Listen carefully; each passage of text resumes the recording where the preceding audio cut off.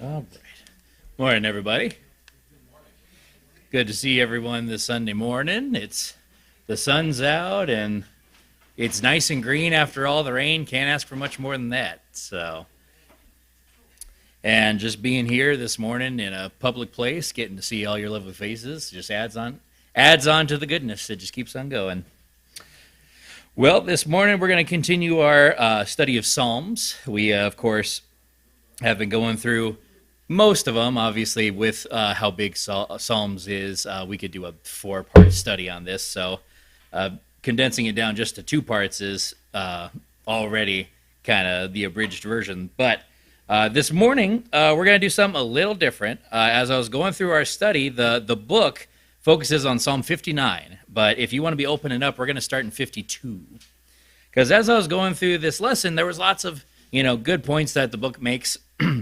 But I got to the end of the study and I went, that's it? And I looked at the conclusion that the book put forth, and it just kind of sounded like Saul did this, and then David was king, and then David did this. And I went, that doesn't give me a whole lot to work with there, bud. As I was doing because normally when I do my studies, I kind of read the Psalms in between because we tend to skip around a lot.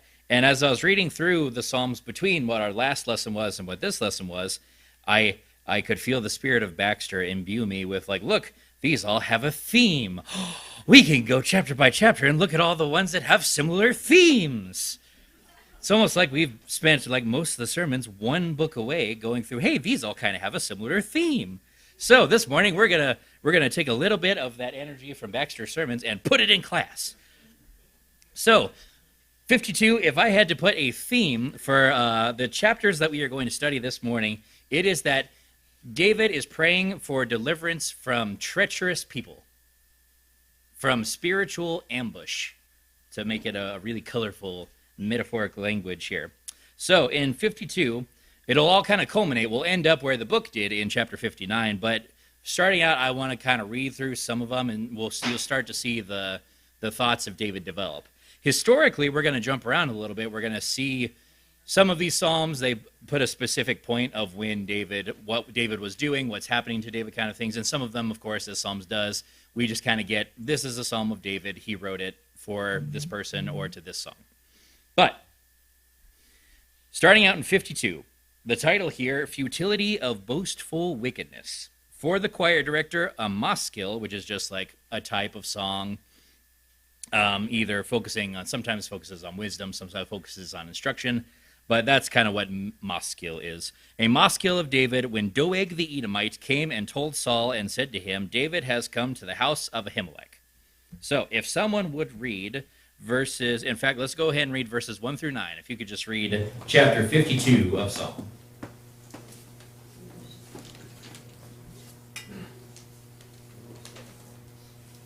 Why do you boast in evil, O mighty man? The loving kindness of God endures all day long. Your tongue devises destruction like a sharp razor, O worker of deceit. You love evil more than good, falsehood more than speaking what is right. You love all words that devour, O deceitful tongue. But God will break you down forever. He will snatch you up and tear you away from your tent, and uproot you from the land of the living. The righteous will see and fear, and will laugh at him, saying, Behold, a man who would not make God his refuge, but trusted in the abundance of his riches, and was strong in his evil desire. But as for me, I am like a green olive tree in the house of God. I trust in the loving kindness of God forever and ever.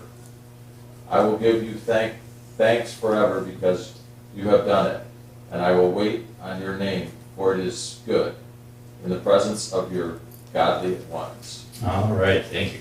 So, first chapter here, we see futility of boastful wickedness. Boastful wickedness. That's right. Here, kind of from the beginning, he prays for deliverance from people whose tongues devise destruction like a sharp razor, a worker of deceit. You love evil more than good, falsehood more than speaking what is right. You love all words that devour, O deceitful tongue. here we see that it is David in all his time, both leading up to being king and also while he was king, he dealt with lots of physical enemies, lots of armies, lots of people who would try and come and take over his kingdom or physically drive him out of the palace of the kingdom of the Lord, all these things. And yet, more and more, David does write about the conflict he has with his enemies, but more often than not, David writes so much about the people who are trying to get him behind the scenes, who try and sneak around, who try and undermine him through deceitful words. And here we see that David is dealing with that right now. The tongues who are like a sharp razor, who desire falsehood rather than speaking what is right. And what is the first thing there in chapter 5 that David says that God will do to those people? God will break you down forever, and what will he do? He will snatch you up and tear you away from your tents. Why is God having to snatch these people away from their tents? Does deceit and subterfuge often happen in public view? No. Oftentimes, to sneak around, to spread lies, to be deceitful, you don't go out and just do it publicly. You have to pick the right ears to hear it. You have to go around. You have to find the right kind of people who will spread your rumors and things like that. So what we see here is the deceitful people are hiding in their tents. They know either they're in the process of sneaking around, bringing people in and telling them these lies. But then what is David? How does David describe himself there in chapter 8? But as for me, I am like a Green olive tree. green olive tree where? In the house of the Lord. David always sets up self-reflection as the opposite usually, unless he's crying out to the Lord for forgiveness. But he sets up himself always as the example, either to show I have also sinned and am among these bad people, or to offer, like, look at what these people are doing and look at what I'm trying to do. Here, David is not only saying I'm like a green olive tree. I did some research into olive trees and why that would be a specific symbol that David uses here. Olive trees are very hardy. Olive trees do not require a whole lot of upkeep, especially in biblical times where they didn't have the modern marvel that is agriculture, that agricultural science as we know it. Olive trees were great because they did not require a whole bunch of water. They were drought resistant. Obviously, you had to take care of them, prune them. But left to their own devices, an olive tree would survive a lot of extreme things. It was good at resisting the cold. It was good at drought resistance. You didn't have to prune it to make sure only specific branches bore fruit. And so here, David is wanting to set himself up as I am here. I do not require people to move me into the right spots to make sure that I bear fruit. He wants the Lord to know that I am ready to bear fruit whenever, wherever, what time, whenever it works for the Lord. And he sets up the opposite, that he is not in his own tent, he is in the house of God. Instead of relying on his own tent to shield him from deceitfulness from the public eye, he is out in the house of God ready to receive the Lord's word. And instead of scheming in his tent, he wants the Lord to know, I'm here, I'm ready, I'm not trying to hide from you. In the same way, it talks about the men who were deceitful. Behold the man who would not make God his refuge. Instead of relying on the Lord, they are hiding in their tents, to the point where God has to drag them out so that they can face their punishment. But as for David, I will give you thanks forever because you have done it. It being, he just gestures to the whole world in general. You have done it. I will wait on your name, for it is good in the presence of your godly ones. We don't have a specific list of what it is, but we know that it is good because David says, I will wait on your name, for it is good. And the presence of your godly ones. So here we see that David is kind of beset by these deceitful people hiding, sneaking around, not wanting to have their actions and words known in public, only that they wish to tear David down. And David stands in the house of the Lord as a hardy olive tree and says, none of this bothers me. Like, because the Lord is watching over me. Any other thoughts of this chapter? All right, so then moving on to chapter 53. Chapter 53 is entitled Folly and Wickedness of Men. For the choir director, according to Mahalath, a Maskil of David, another Maskil there. All right, this one's a little shorter, someone could just read verses, the whole chapter, 1 through 6. The fool says in his heart, there is no God. They are corrupt and their ways are vile. There is no one who does good. God looks down from heaven on all mankind to see if there are any who understand, any who seek God.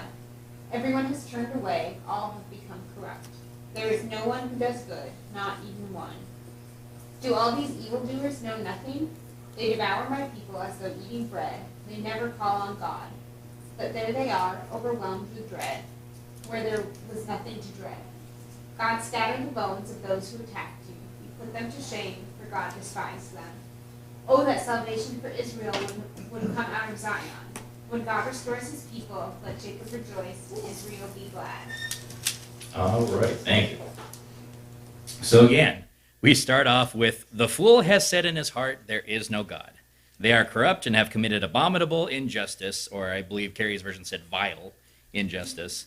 There is no one who does good. In these first 3 verses here, God has looked down from the heaven upon the sons of man to see if there is anyone who understands, who seeks after God.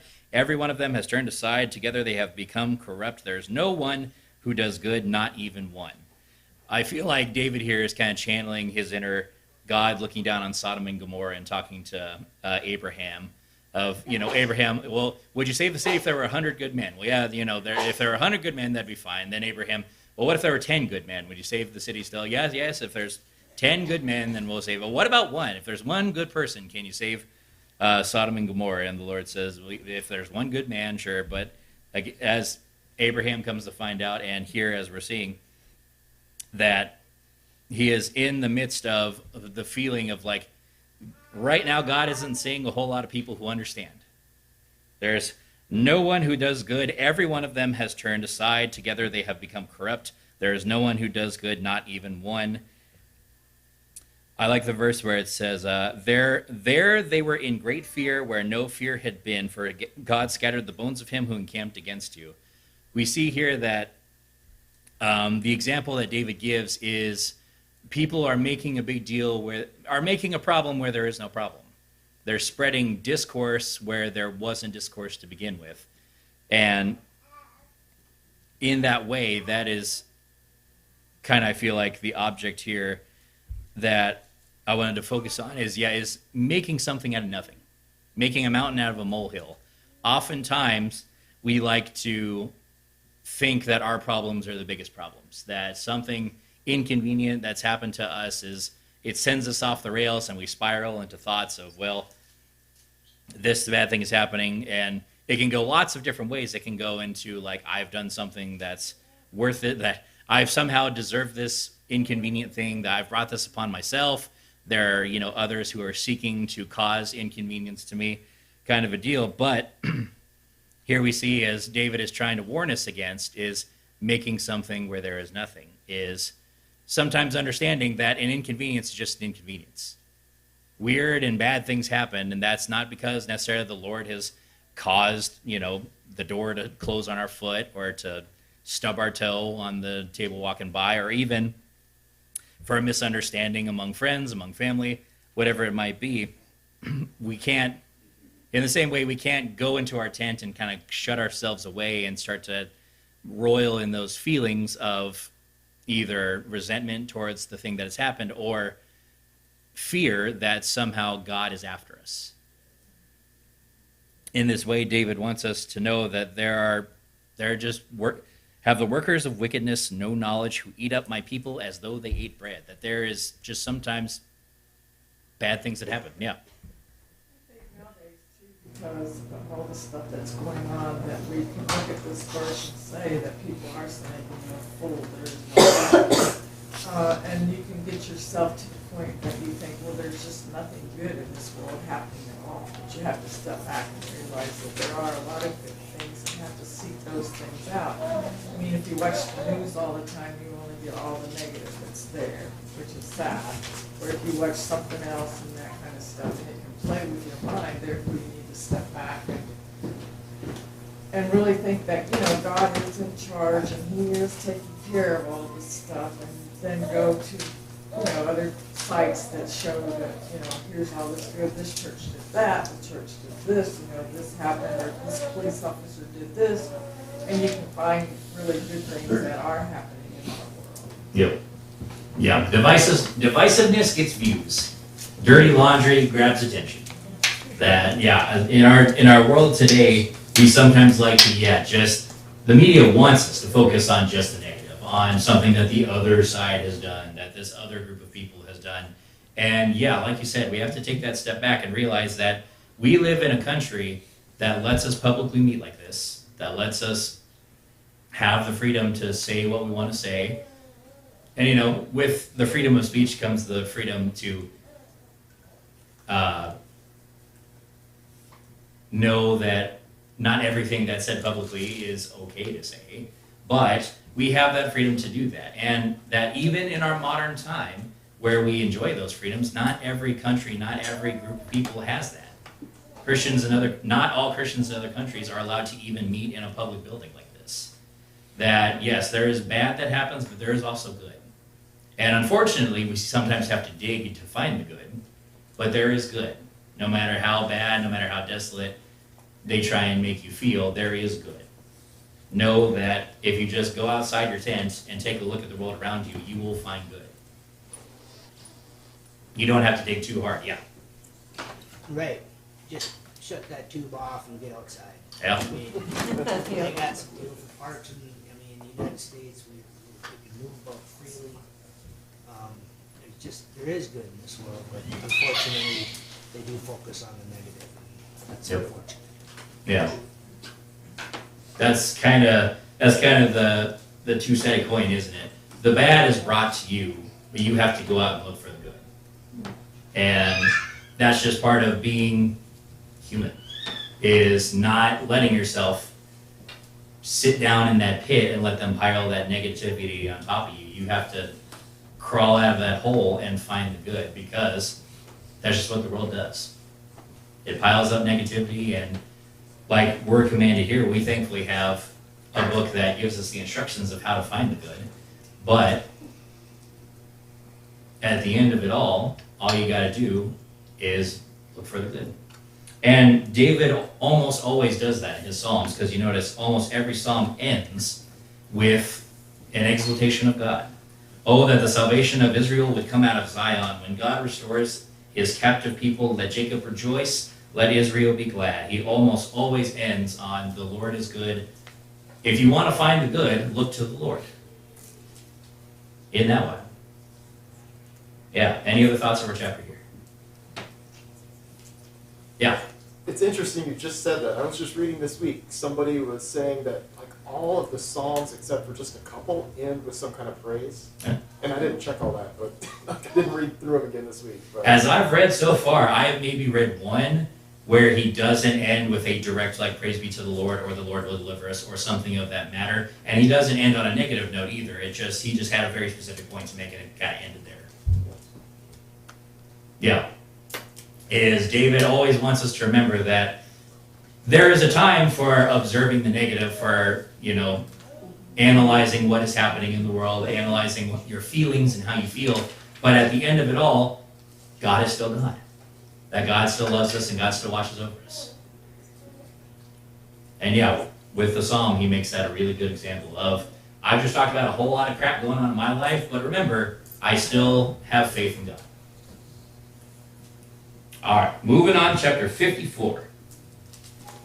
54 is prayer for defense against enemies. For the choir director on stringed instruments, a maskil of David, when the Ziphites came and said to Saul, is not David hiding himself among us? And if someone would just read that chapter, verses 1 through 7. Save me, O God, by your name, and vindicate me by your power. Hear my prayer, O God, give ear to the words of my mouth. For strangers have risen against me, and violent men have sought my life. They have not set God before them. Selah. Behold, God is my helper. The Lord is the sustainer of my soul. He will recompense the evil to my foes, destroy them in your faithfulness. Willingly I will sacrifice to you. I will give thanks to your name, O Lord, for it is good. For he has delivered me from all trouble, and my eye has looked with satisfaction upon my enemies. All right. So again, save me, God, by your name, and vindicate me by your power. Hear my prayer, O God. Give ear to the words of my mouth, for strangers have risen up against me, and violent men have sought my life. Not only has he been sought after by violent men, but the header there of the psalm almost says more than the psalm itself. The Ziphites going to Saul while David is on the run from Saul himself and says, "Is not David hiding himself among us?" He's just a man trying to keep from people trying to take his life, and these people who he walks amongst, having done no wrong to them, as far as like any judgment would see. We see sometimes that David takes refuge amongst a different tribe, a different people, but never does it say that David takes advantage of their hospitality. Never. Oftentimes he just, in some cases, he goes to a cave, just happens to be on their land and just hides in a cave and keeps to himself. And yet here we see that the Ziphites, seeing either an opportunity to gain some favor with the kingdom of Israel, which has a history of military success, or just feeling like we don't want this random guy on our property, on our land, goes to Saul and offers to sell out David. Like, hey, that guy you're looking for, he's just wandering around over here. And David is having to write, "Behold, God is my helper, the Lord is the sustainer of my soul. He will recompense the evil to my foes, destroy them in your faithfulness. Willingly I sacrifice to you, I will give thanks to your name, O Lord, for it is good." Even David just minding his own business, and people already going behind his back trying to sell his life to this guy who was commanded that he be killed. And as far as Psalms go, this one is pretty straightforward. Any other thoughts before we wrap this one up?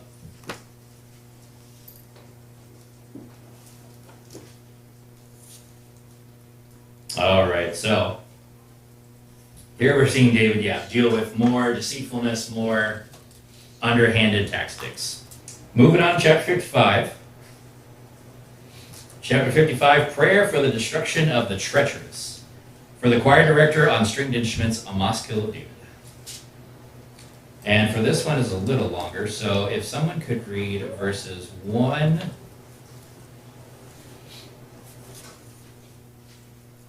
and go down through verse 11. Give ear to my prayer, O God, and do not hide yourself from my supplication. Give heed to me and answer me. I am restless in my complaints and am surely distracted. Because of the voice of the enemy, because of the pressure of the wicked, for they bring down trouble upon me, and in anger they bear a grudge against me. My heart is in anguish within me, and the terrors of death have fallen upon me. Fear and trembling come upon me, and the horror has overwhelmed me. I said, "Oh, that I had wings like a dove, I would fly away and be at rest. Behold, I would wander far away, I would lodge in the wilderness.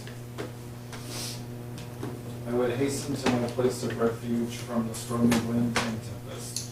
Confuse, O Lord, divide their tongues, for I have seen violence and strife in the city. Day and night they go around her upon her walls, and iniquity and mischief are in her midst. Destruction is in her midst. Oppression and deceit do not depart from her streets." All right. Thank you. So, we see here, give ear to my prayer, O God. He calls out to the Lord to hear what his concern is. And in verses 9, 10, we see, "Confuse, O Lord, divide their tongues, for I have seen violence and strife in the city. Day and night They go around her upon her walls, and iniquity and mischief are in her midst. We see what is causing the concern of David, but what does David spend this section more concerned about? Because there in verse 3, because of the voice of the enemy, because of the pressure of the wicked, they bring down trouble upon me, and in anger they bear a grudge against me. And then what in verse 4 is he more concerned about? My heart is in anguish, terrors of death have fallen upon me, fear and trembling come upon me, and horror has overwhelmed me. David here, in the midst of seeing violence in the city and deceit in the street, he's more worried about his feelings because he's being shaken. Fear and trembling have come upon me. David is seeing in himself doubt. And that is where David's concern lies right now. Of course, he's worried about the city and the deceitful people that are running through it, but David is calling out to the Lord to help him with his doubting heart.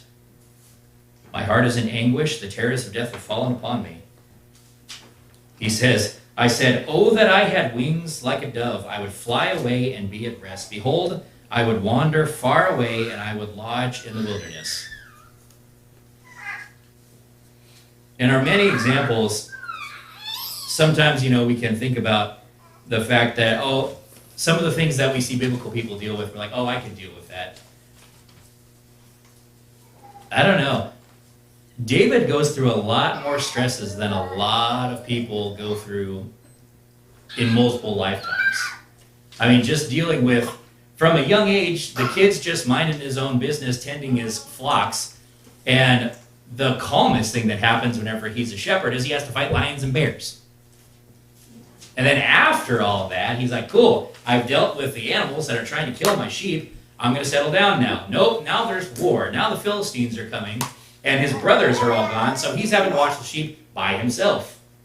And then after that, David, basically his dad sends him, he's like, hey, go bring some food to your brothers. And what ends up happening? We get David versus Goliath. This kid goes and talks with the king, who's like, hey, here's like some armor that doesn't fit. You want to go fight this giant guy? And David, of course, being guided by the Lord, goes and picks up a few rocks and takes down this massive giant. And that's just the beginning of our story of David. That's how things begin. Then we go through all the trouble with Saul. He finds a friend in Jonathan. They're like brothers. And then his adopted dad commands him to be killed, throws a spear at him, tries to pin him to the wall with a spear, drives him out of his homeland, and chases him around for years and years. This guy who David felt like not only is the king of Israel, like that is one tier of like, hey, this guy is the king of where I live. He's the person who runs everything. But also, I've become very close to him through his son Jonathan, is now trying to kill me. But he gets through all of that. He makes it through because of his faith in the Lord, because Saul, even though he has the opportunity to kill Saul, he doesn't. Because he knows that he's the Lord's anointed. After all this, after Saul and Jonathan are killed in battle against the Philistines, then he becomes king.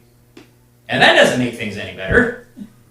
He gets to be king, woohoo! He gets to deal with his sons all killing each other and doing horrible things. He has to deal with uprisings. He has to deal with like all those armies that he had to deal with as a young child come around again and again and again. He's having to fight wars. He's having to go out and deal with all this stuff. And then, his own people turn against him and all these things.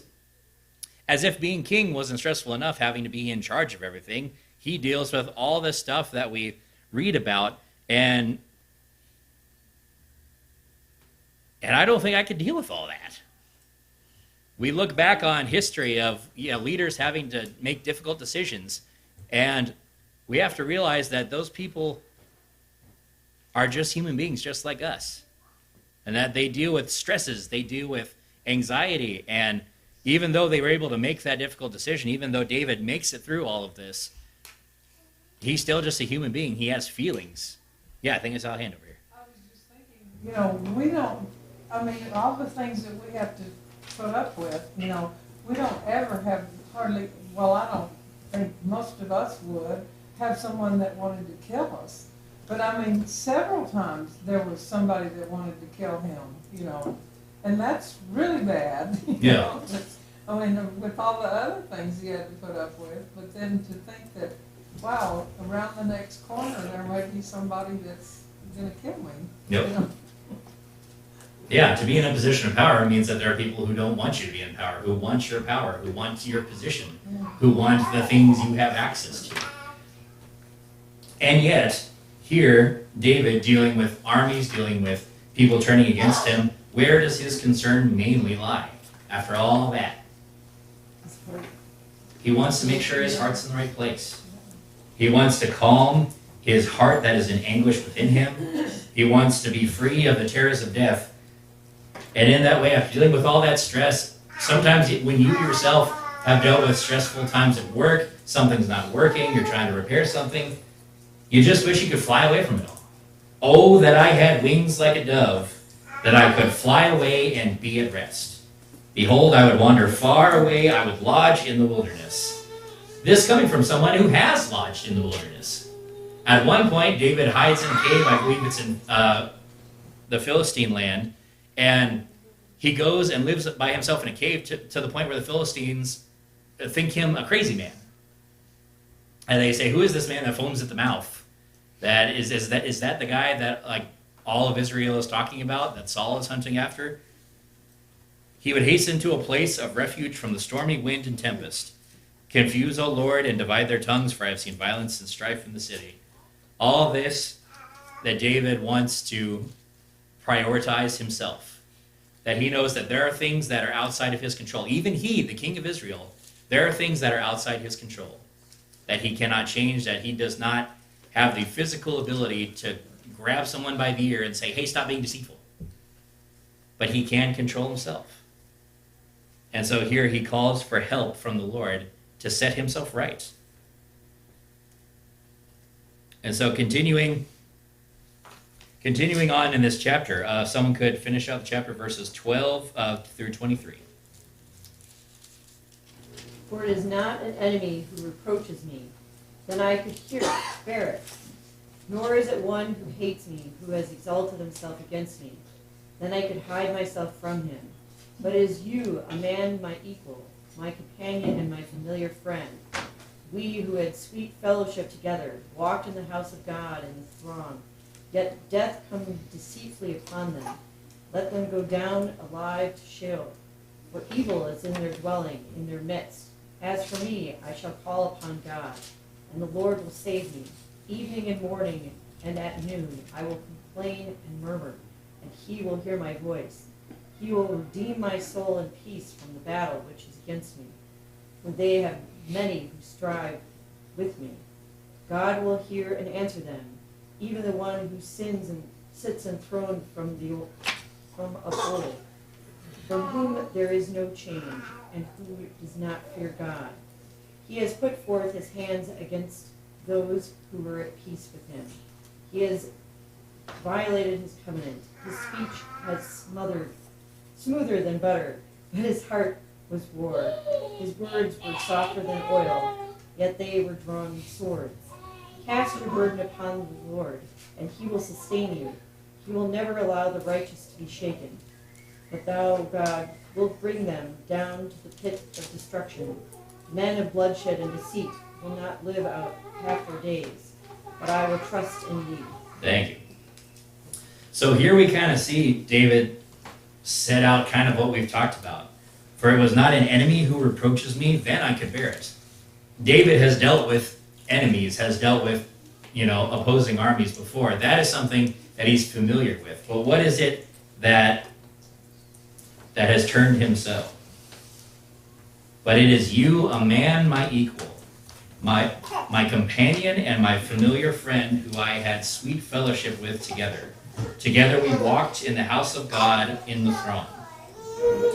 The whole concept of a twist villain in movies, in books, that oftentimes if there's a character that is known to be wicked, that is known to already have villainous tendencies, it's not surprising when they do something wicked, when they do something villainous. But when you have someone who is a friend of either the protagonist, the main character, someone who is trusted, that as far as we've seen has done nothing but good to the person that we focus on, isn't it that much worse whenever they do something wicked? And it's not hard to guess who David is talking about here, especially once we get down to verse 19. God will hear and answer them, even the one who sits enthroned from of old, with whom there is no change, who does not fear God. He has put forth his hand against those who were at peace with him. He has violated his covenant. We see here that, David is again making that example of, I have done nothing to bring about this change, to bring about this evil. And yet evil dwells nonetheless. His speech was smoother than butter, his heart was at war. His words were softer than oil, yet they were drawn swords. This person who he trusted, who he thought was his friend, his companion, used deceitful words, words that were soft as oil, smooth like butter. Those are easy metaphors for us to understand because we have easy access to it. But here we see that lying underneath all that savory butter, all that soft oil, was a heart at war and words that are like drawn swords. That this honey that was meant to draw in all the flies, there was something dangerous hiding underneath.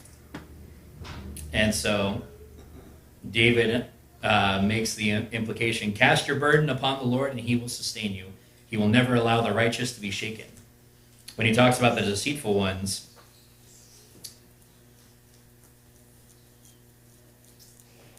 where is it? Sorry, I lost my place. 23. Men of bloodshed and deceit. Yes. But you, O God, will bring them down to the pit of destruction. Men of bloodshed and deceit will not live out half their days. But I will trust in you. That the person who sits upon the throne of old, with whom there is no change.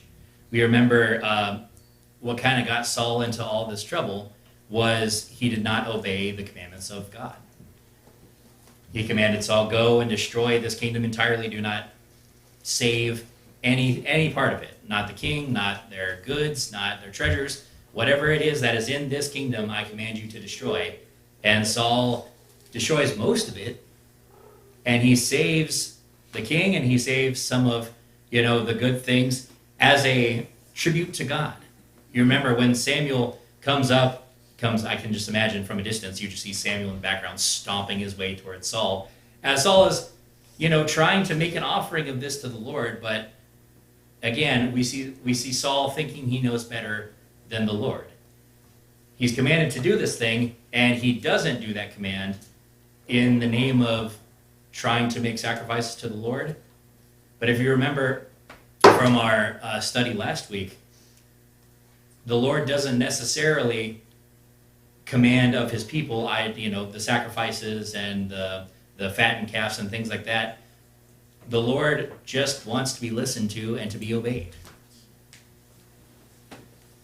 And so here we see that David is praying for deliverance against someone who says and puts forth the appearance of one thing, of following the Lord, of wanting to be in fellowship with one another, but then his actual motives are deceitfulness and not listening to the commands of the Lord.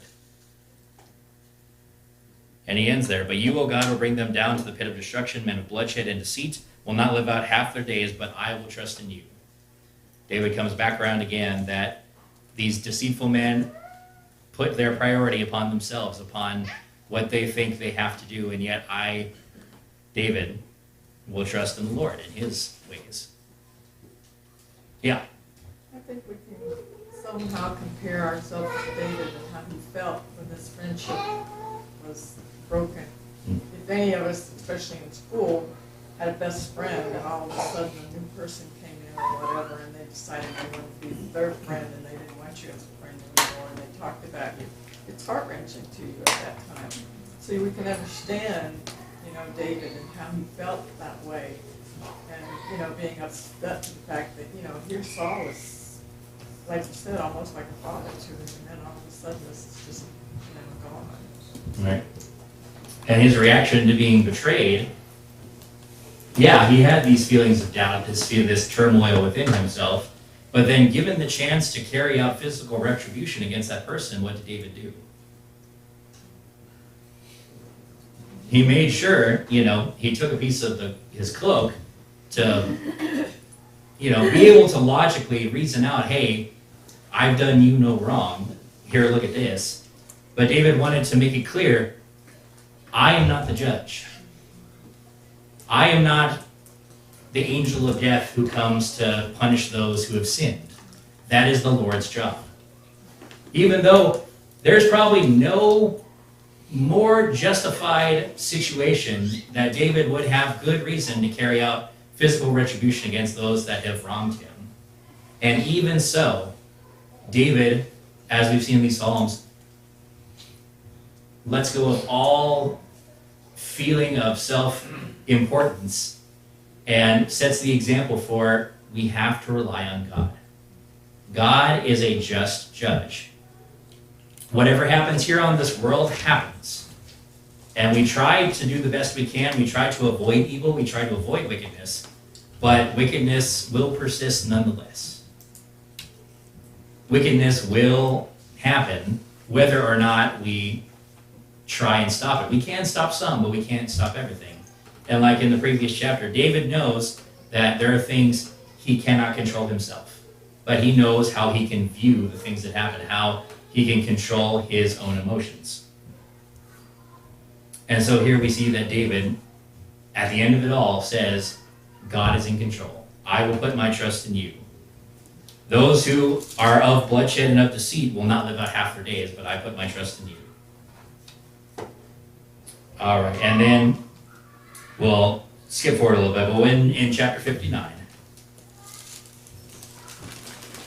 for the prayer for deliverance from enemies, for the choir director set to Al-Tashhith, a miktam of David, when Saul sent men and they watched the house in order to kill him. Deliver me from my enemies, O my God. Set me securely on high, away from those who rise up against me. Deliver me from those who do iniquity, and save me from men of bloodshed. You hear that phrase again, men of bloodshed. For behold, they have set an ambush for my life. Fierce men launch an attack against me. Not for my transgression, nor for my sin, O Lord. For no guilt of mine, they run and set themselves against me. Arouse yourself to help me and see. You, O Lord, God of hosts, the God of Israel, awake to punish all the nations. Do not be gracious to any who are treacherous in iniquity. They return at evening, they howl like a dog, and they go around the city. Behold, they belch forth with their mouths. Swords are in their lips, for they say, who hears? But you, O Lord, laugh at them. You scoff at all nations. Because of his strength, I will watch for you. For my God is my stronghold. My God is in his loving kindness will meet me. God will let me look triumphantly upon my foes. Do not slay them, or my people will forget. Scatter them by your power and bring them down, O Lord, our shield. On account of the sin of their mouth and the words of their lips, let them even be caught in their pride. And on account of curses and lies which they utter. Destroy them in wrath, destroy them that they may be no more, that men may know that God rules in Jacob to the ends of the earth. They return at evening, they howl like a dog, they go around the city. They wander about for food and growl if they are not satisfied.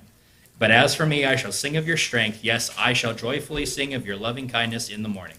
For you have been my stronghold and the refuge in the day of distress. O my strength, I will sing praises to you, for God is my stronghold and God who shows me loving kindness. Just a couple points here and then we'll wrap up. But here we see that people waiting to take his life, that by the command of Saul, the person who he walked with fellowship with, who he did no wrong to, sets up an ambush for his life. As David says in verse 4, for no guilt of mine, they run and set themselves against me. Awake to punish all nations, do not be gracious to those who are treacherous in iniquity. Here we see that on all sides David faces treachery. That the people who say one thing, who use words that are as smooth as butter, but their lips are like drawn swords, and he uses a similar metaphor again. Behold, they belch forth in their mouth, and swords are in their lips. That their words are, their purpose is to cut him down. And then again, the boastfulness of wicked men. The people who wander about for dogs, look about for food, and growl if they do not find satisfaction.